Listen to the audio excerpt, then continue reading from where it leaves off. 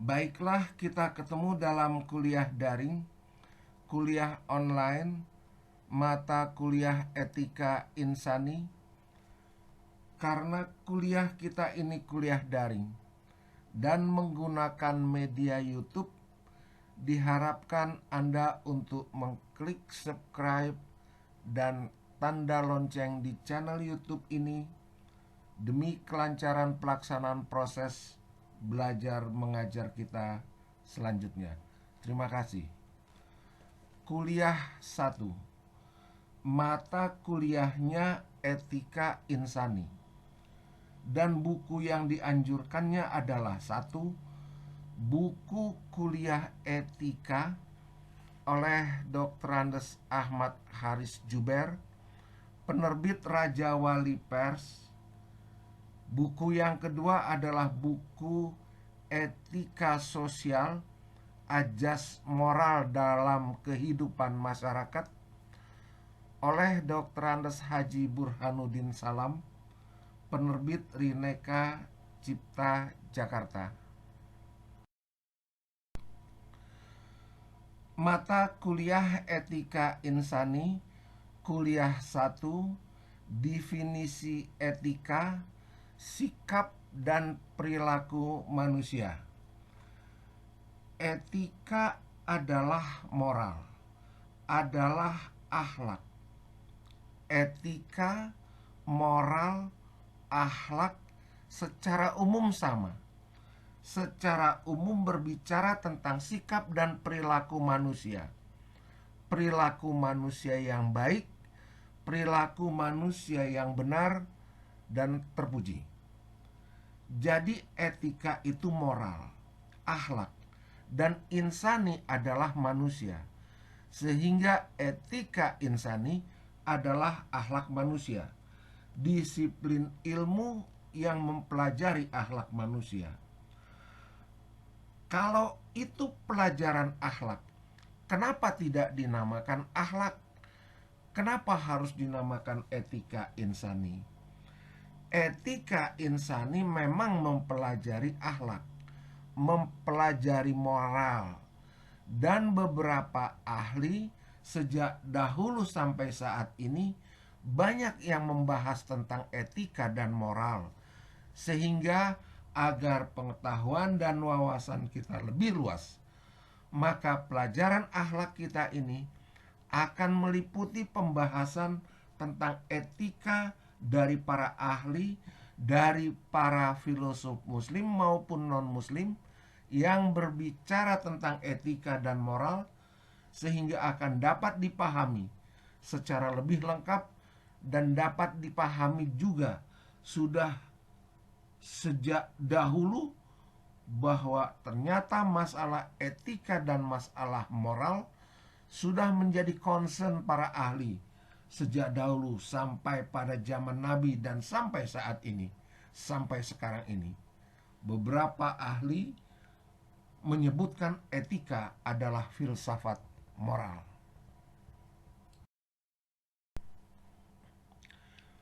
Kita awali kuliah perdana kita ini dengan sebuah hadis Nabi yang tidak asing lagi bagi kita, yaitu innama bu'ithu liutammima makarimal akhlak. Aku diutus, kata Nabi, untuk menyempurnakan akhlak. Aku diutus bukan untuk ngajarin sholat, bukan untuk ngajarin puasa, bukan untuk ngajarin bayar zakat. Aku diutus untuk menyempurnakan akhlak. Makanya kalau kita belajar akhlak, berarti kita turut mensukseskan misi kenabian kita. Sholat, puasa, zakat, ibadah haji, itu semua adalah sarana supaya kita menjadi orang yang akhlaknya baik. Dan semua ibadah yang kita jalankan ada pesan moral di dalamnya. Misalnya kita sholat, waktu sujud, coba kita lihat sujud. Kepala kita di bawah dan pantat kita lebih di atas dari kepala kita. Ada pesan moral di situ. Kepala yang tempat mengeluarkan ide, tempat mengeluarkan pandangan, tempat mengeluarkan gagasan, itu tidak lebih tinggi dari pantat kita yang mengeluarkan kotoran. Artinya apa? Jangan sombong. Jangan mentang-mentang kita punya ide. Jangan mentang-mentang kita punya gagasan, punya pendapat, merasa ide, pendapat, gagasan kita itu paling bagus dari yang lainnya.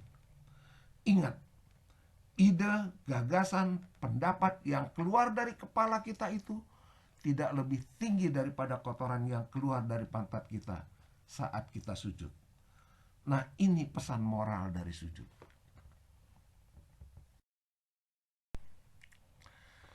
Selanjutnya kita perhatikan etika, moral, dan akhlak.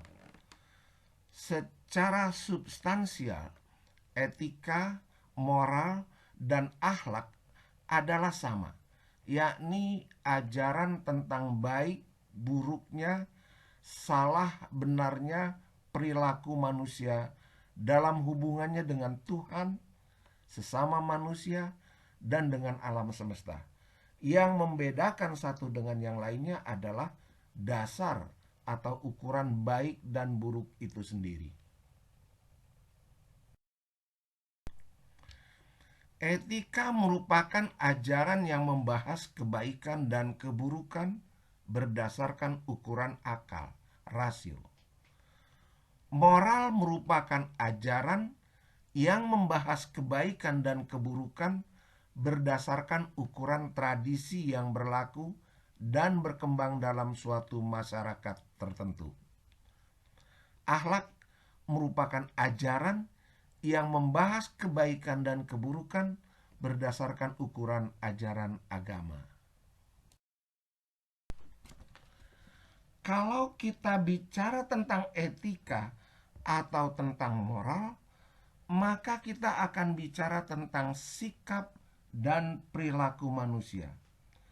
Sikap dan perilaku manusia, baik, buruk, benar, salah, pas atau tidak pas, sikap dan perilaku manusia itu mengacu kepada tata perilaku manusia yang dibentuk dengan 4 unsur ini: nilai, norma, moral, dan etika. Nilai dan norma. Nilai adalah sesuatu yang memberi makna hidup, yang dijunjung tinggi, yang mewarnai dan menjiwai tindakan atau perilaku seseorang. Norma adalah pedoman, ukuran, kriteria, atau ketentuan yang mengatur tingkah laku manusia dalam masyarakat berdasarkan nilai-nilai tertentu. Kita lihat gambar ini. Dari nilai diturunkan ke norma. Dan norma inilah yang mengarahkan perkembangan masyarakat menuju suasana yang harmonis, tertib, teratur, dan sejahtera. Norma ada 2, norma khusus dan norma umum. Norma umum ada 3, norma sopan santun, norma moral, norma hukum. Macam-macam norma. Norma dapat diartikan sebagai kaidah atau pedoman untuk melakukan sesuatu. Secara umum norma dapat dibagi 2, yaitu norma khusus dan norma umum. Norma khusus adalah aturan yang berlaku dalam bidang kegiatan tertentu atau khusus. Misalnya aturan olahraga atau aturan kuliah dan lain-lain sebagainya. Norma umum adalah aturan yang bersifat umum dan universal. Norma umum dibagi 3, yaitu norma sopan santun, norma hukum, dan norma moral. Norma sopan santun. Norma sopan santun atau norma etiket adalah norma yang mengatur pola perilaku dan sifat lahiriah manusia.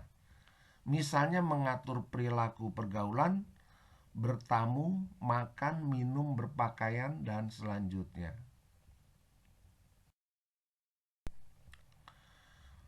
Norma hukum merupakan norma biasanya dikodifikasi dalam bentuk aturan tertulis sebagai pegangan bagi masyarakat untuk berperilaku yang baik, maupun sebagai pedoman untuk menjatuhkan hukuman bagi pelanggarnya.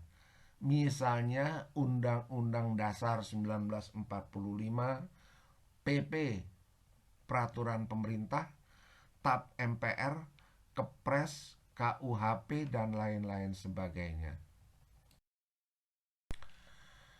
Norma moral. Norma moral adalah norma yang bersumber dari hati nurani, konsekuen, menjadi tolak ukur yang dipakai oleh masyarakat dalam menentukan baik buruknya tindakan manusia sebagai anggota masyarakat atau sebagai orang dengan jabatan atau profesi tertentu. Beberapa definisi moral. 1. Moral adalah hal-hal yang dapat mendorong manusia untuk melakukan tindakan yang baik sebagai kewajiban atau keharusan. Moral adalah sarana untuk mengukur benar atau tidaknya sikap dan tindakan manusia. Moral adalah kepekaan dalam pikiran, perasaan, dan tindakan terhadap prinsip-prinsip dan aturan-aturan. Moral adalah pandangan tentang baik dan buruk, apa yang dapat dan tidak dapat dilakukan oleh manusia. Moral adalah ajaran yang berisi nilai dan norma untuk mengatur sikap dan tingkah laku manusia agar dapat melaksanakan perbuatan baik. Perkembangan sikap moral, anomi, heteronomi, sosionomi, otonomi. Anomi terjadi pada masa anak-anak yang belum mengenal moral dan tidak peduli pada yang lain. Jadi kalau ada orang yang tidak peduli pada orang lain, egois, level moralnya sama dengan level moral anak-anak. Level kedua adalah heteronomi, merupakan sikap moral individu yang tergantung pada sikap otoriter seseorang, seperti orang tua atau guru. Kalau ada orang yang sikapnya baik, sikapnya bagus, karena ada orang tuanya atau ada gurunya, itu level moralnya level heteronomi, level meniru. Sosionomi merupakan sikap moral individu yang bergantung pada kelompok organisasinya atau referensinya. Nah, ini banyak yang seperti ini. Banyak perilaku orang yang bergantung pada organisasinya. Misalnya waktu di Golkar dia bicara baik, dia bicara kebenaran dan kebijakan Golkar. Pindah ke Partai Demokrat, dia bicara kebenaran dan kebijakan Demokrat yang baik. Masuk PDI kayak orang yang benar-benar PDI. Nah, orang yang begini level moralnya masih level sosionomi. Level berikutnya adalah level kebebasan. Dia bebas berperilaku dan bersikap sendiri dan tidak bergantung pada individu, pada orang lain, pada organisasi lain. Level ini level mature, level kedewasaan. Namanya otonomi. Merupakan sikap moral yang tertinggi di mana individu mengambil keputusan moral sendiri, dan tidak bergantung kepada orang lain. Selanjutnya perlu diketahui perbedaan amoral dan immoral. Amoral adalah tidak berhubungan dengan konteks moral, tidak memiliki relevansi moral, tidak berkaitan dengan moral, bebas moral. Immoral adalah lawannya dari sikap bermoral. Misalnya, perilakunya tidak bermoral, perilaku jahat, perilaku tidak berakhlak. Itu namanya immoral.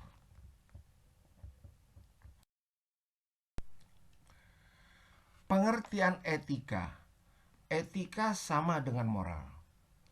Etika, filsafat, moral. Etika. Etika berasal dari bahasa Yunani, ethos, yang berarti watak, kesusilaan, atau adat.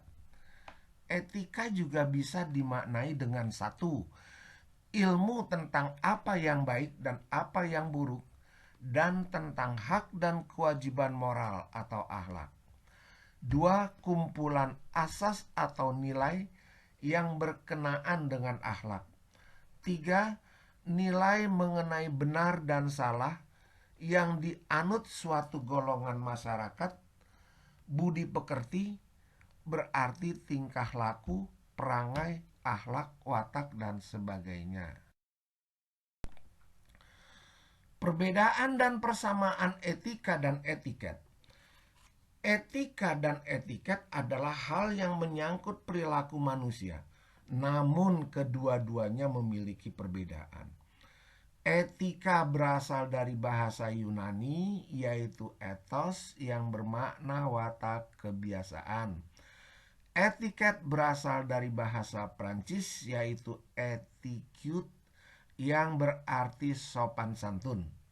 Perbedaan etika dan etiket adalah sebagai berikut. Kalau etika, satu, selalu berlaku walaupun tidak ada saksi mata. Contoh, larangan untuk mencuri tetap ada walaupun tidak ada yang melihat kita mencuri. Kedua, bersifat jauh lebih absolut dan mutlak. Contoh, jangan mencuri. Ada prinsip etika yang tidak bisa ditawar-tawar lagi. Tiga, memandang manusia sebagai dari segi dalam. Contoh, walaupun bertutur kata baik, pencuri tetaplah pencuri. Orang yang berpegang teguh pada etika tidak mungkin munafik. Keempat, memberi norma tanpa perbuatan itu sendiri. Contoh, mengambil barang milik orang lain tanpa izin orang tersebut tidak diperbolehkan.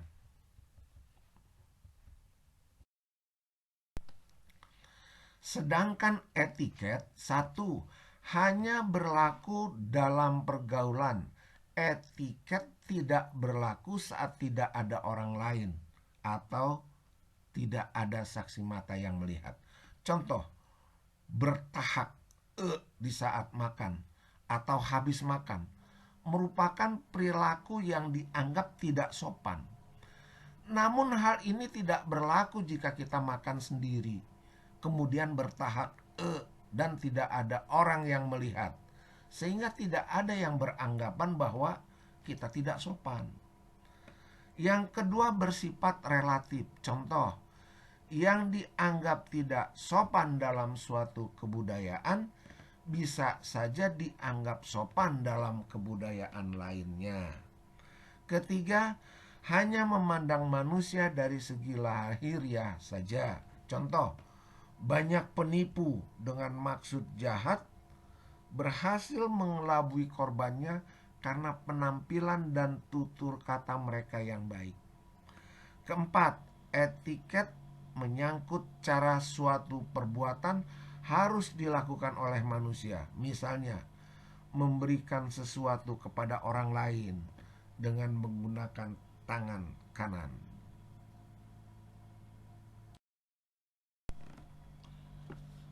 Mengapa perlu ada kajian etika? Karena satu, dilema moral.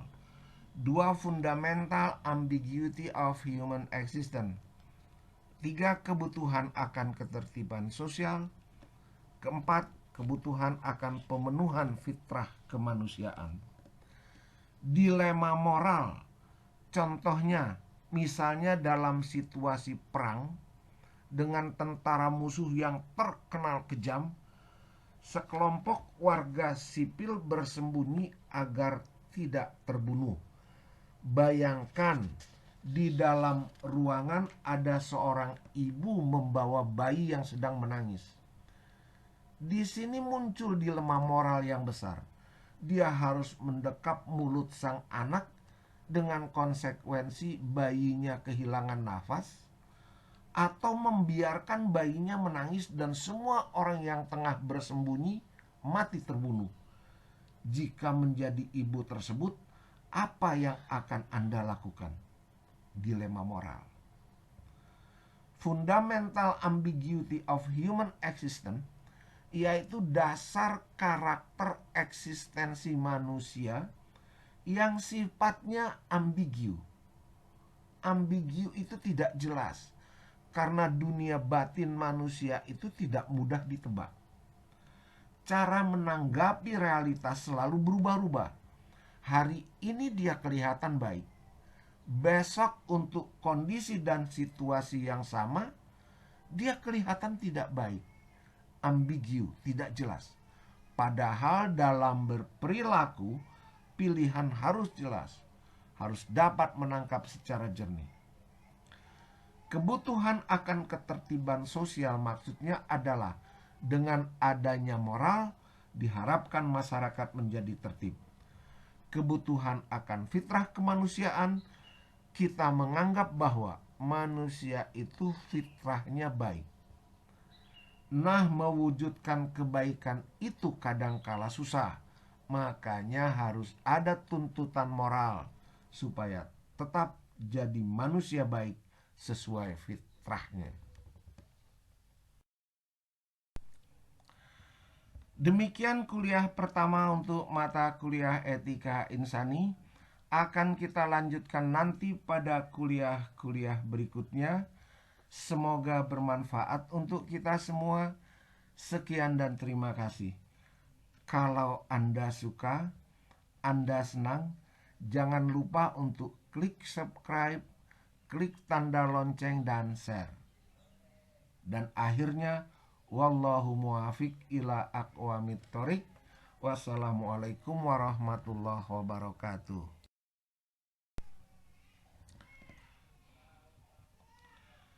Tugas kelompok membuat paper.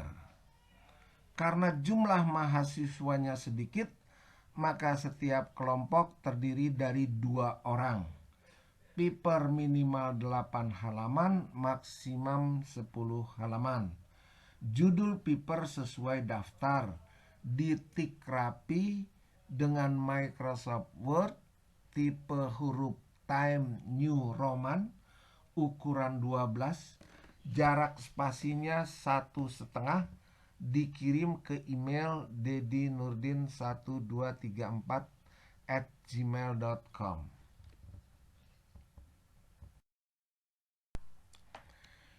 Ini judul-judul paper sesuai kelompok, silahkan dipilih. Sistematika penulisan 1. Bab 1 pendahuluan, latar belakang penulisan, tujuan penulisan. Bab kedua kajian pustaka, diambil dari literatur yang jelas, bukunya apa, pengarangnya siapa, dan halaman berapa. Bab 3 metode penulisan. Bab keempat hasil dan pembahasan. Bab kelima simpulan dan saran. Anda belajar menyusun skripsi dan menyusun karya tulis yang baik. Silakan. Dan akhirnya, selamat belajar. Semoga nanti kita bisa tatap muka pada kesempatan-kesempatan lainnya. Terima kasih.